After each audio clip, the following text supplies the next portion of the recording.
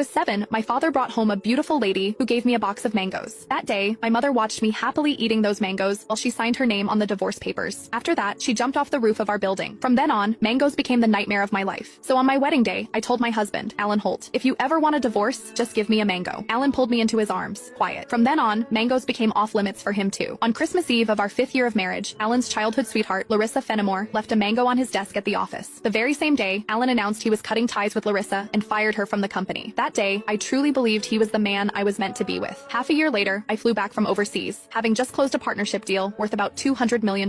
At the celebration dinner, Alan handed me a drink. After I had finished half the glass, his so-called childhood sweetheart, the woman who had been kicked out of the company, stood behind me with a big grin and asked, "Does the mango juice taste good?" I stared at Alan in disbelief, and he was trying hard not to laugh. "Don't be mad. Larissa insisted I played a little joke on you. I didn't actually give you a mango. I just gave you a bottle of mango juice." But I think she's right. The fact that you don't eat mangoes is a real problem. You were really enjoying that juice just now. My face went cold. I lifted my hand and threw the rest of the mango juice in his face, then turned around and walked away. Some things are never a joke. I wouldn't kid around with mangoes or divorce. Ms. Mendez, your stomach condition flared up again because of stress and emotional triggers. If there's something you really don't like to eat, you mustn't force it down again. The next time might not just be a stomach ache. We might have to remove part of your stomach. Stay in the hospital for observation for 1 day, and contact your family as soon as you can. When I heard the doctor say that, I went completely quiet. For the sake of a new project, I had been overseas for 39 straight days, working day and night, and I finally made it back in one piece. I never expected that at the celebration dinner, 1 glass of mango juice from Alan would land me right in a hospital bed. Out of habit, I tapped open my pinned chat on WhatsApp, typed 2 words, and then realized something felt off. Looking closely, I confirmed that it was Alan Holt. He had just changed his profile picture. Now, it was a green mango. While I was staring blankly at the chat window, Alan's call came through. He sounded cold. "I'm already home. Where are you?" I said nothing. Any other time, I would soften my voice and act like a spoiled little girl with him. But tonight, I honestly didn't know what to say. Alan sounded annoyed. "Myra, how long are you planning to keep this up?" "I'm at the hospital." Alan went quiet. He had never shown much interest in my health. He would never have guessed that 1 glass of mango juice from him would send me straight to the emergency room. "Stay put at the hospital. I'm coming over right now." I didn't want to deal with him, but my body was so weak that I didn't feel like moving at all. Time dragged by. The doctor came in to check on me 3 different times, and Alan still didn't show up. Right before I went to sleep, I glanced at my phone one last time and saw Larissa Fenimore's new post on her social feed. Every time I get hurt, my knight in shining armor shows up. I'm so lucky. The picture under it was a shot of Alan putting a bandage on her. Larissa's profile picture was a yellow mango. It was pretty, but it made me sick. Alan and I had known each other for 10 years, and he had always known exactly where my bottom line was. After so many years in business, he also knew perfectly well how to keep a proper distance from other women. But now, he kept crossing that line again and again. In that case, our marriage and the newest project I had negotiated no longer needed to exist. I had closed a $200 million